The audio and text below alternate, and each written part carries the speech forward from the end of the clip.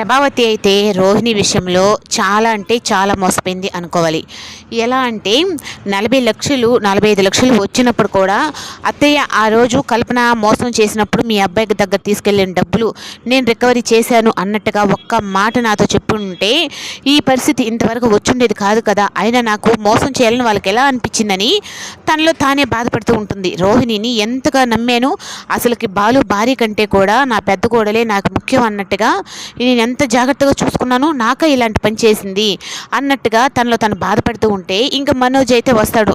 అమ్మ నన్ను క్షమించమ్మా అంటే, రే నీ తప్పులన్నీ క్షమించి నేను ఇలా అయిపోయాను సరేనా, నువ్వు నా జోలికి ఇంకా రావద్దు, నీ విషయంగా అసలు నేను ఇంకా రాను అన్నట్టుగా నీ గురించి ఏమేమి తెలియకూడదో మొత్తం నాకు నిజాలు తెలిసిపోయినాయి.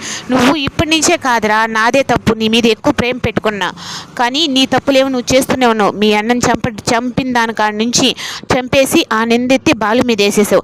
ఇప్పుడు ఈ తప్పులన్నీ చేసి మళ్ళీ రోహిణి మీద చెప్పావు.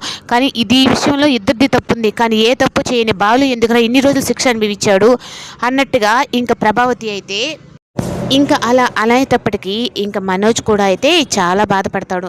నేను మా అమ్మని ఇలా చేసి ఉండకూడదు అన్నట్టుగా. ఇంకా బాలు మీనా అయితే ఎందుకండి ఇదంతా తెలియకుండా ఉన్న బాగుండు కదా, రోహిణిని బాగా చూసుకొని ఉండు కదా, ఇప్పుడు అందరి ముందు కొట్టిందని చెప్పనని ఇంకా తన మనసులో అత్తయ్య మీద ఇంకా కోపం పెంచుకుంటుంది. అలాగే బావగారి మీద కూడా అలాగే పెంచుకుంటుంది కదా. ఇప్పుడు మనమే ఏదన్నా చేసామా అంటే, లేదు మీనా వాళ్ళు చేసిన తప్పులు వాళ్ళకి తెలియాలి, ఇప్పటి నుంచే కాదు మా అన్న చిన్నప్పటి నుంచి కూడా ఇలాగే కదా, ఆ రోజు నేను చేయని తప్పుకి అన్ని రోజులు నేను శిక్ష అనుభవించినా వాడికి కనీసం నేను ఇలా తప్పు చేశానే దానికి మా తమ్ముడు ఇబ్బంది పడ్డాడు, తను జైల్లో కూడా ఉన్నాడు అన్నది లేకుండా వాడు గర్వం తలకెక్కింది, అది దిగాలి అంటే అసలు నిజాలన్నీ తెలియాలి అన్నట్టుగా.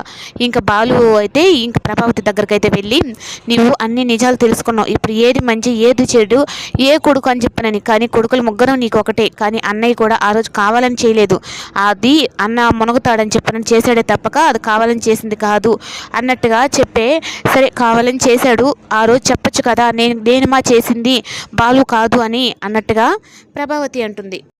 ఇంకా రోహిణి అయితే ఇంట్లో నుంచి వెళ్ళిపోవాలని నిర్ణయం అయితే ఇంకా మనోజ్తో చెప్పేస్తుంది.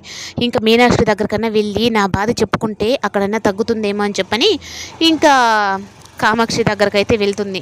ఇంకా అలా వెళ్ళిన తర్వాత కామాక్షి అయితే మటన్ ఆర్డర్ చేస్తుంది. ఒక 2 కిలోల మటన్ తీసుకొని రండి అని చెప్పనని. ఇంకా అక్కడికి ఏకంగా రోహిణి వాళ్ళ మావైన మటన్ మాణిక్యం అయితే ఇంకా అక్కడికి వచ్చి మటన్ ఇద్దామా అని చెప్పని అంటాడు. ఇంకా ఇప్పటిదాకా రోహిణి మనోజ్ విషయంలో ఒక షాక్ అనుకుంటే ఇంకా అక్కడ మటన్ మాణిక్యం చూసిన తర్వాత అది ఇంకా పెద్ద షాకు. ఏంది ఇలా వచ్చేవు నువ్వు, అయినా నువ్వు మలేషియాలో కదా ఉండాలి అంటే, అమ్మ నీకెట్ట నిజం తెలిసిపోయింది కదా, నేను ఇక్కడ మటన్ కొట్టు పెట్టుకునే మాణిక్యాన్ని నన్ను ఆ రోజు డబ్బులకు పిలిచి ఈ విధంగా నాటకం ఆడమన్నారు అంతే అని చెప్పని అనేటప్పటికీ, ఏంటి వదిన ఇది, నాకు రోహిణి విషయంలో నాకేం అర్థం కావట్లేదు, ఒక్కొక్క విషయం తెలుస్తూ ఉందంటే ఇంకా చాలా తన దగ్గర చాలా ఉన్నాయేమో నిజాలు అన్నట్టుగా ఇంకా ప్రభావతి అయితే భయపడుతుంది.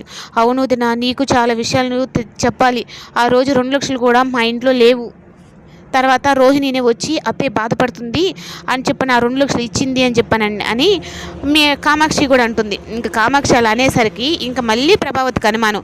అవును ఆ రోజు విద్య రోహిణి ఇద్దరు నా దగ్గరకు వచ్చారు, నేను ఫోటోలు తీస్తాను ఆంటీ అని చెప్పానంటే విద్య మాత్రం కనిపించలేదు, ఆ తర్వాత నుంచి ఆ డబ్బులు కనిపించలేదు, అంటే తీసేసి మళ్ళీ తనే తీసుకొచ్చి ఇప్పుడు ఆ డబ్బులు ఇచ్చిందా, అయ్యో నేను నా కొడుకు జీవితాన్ని నాశనం చేశాను ఆ పిల్లనిచ్చి చేసి, మా ఆయన చేసిన పిల్లేమో తను డబ్బులు లేనిదైనా తను కాపురం ఎలా చేసుకోవాలి అన్న దాంట్లో తనకు తెలుసు, ఈ పిల్ల బాగా ఉన్నది, బాగా మలేషియాల నుంచి వచ్చింది, గొప్ప ఆస్తిమంతురాలు అని చెప్పని అనుకుని నా కొడుకు జీవితాన్ని నేను నాశనం చేశాను వదిన అని బాధపడుతూ ఉంటే ఇంకింటి దగ్గర నుంచి అయితే మీనా ఫోన్ చేస్తుంది.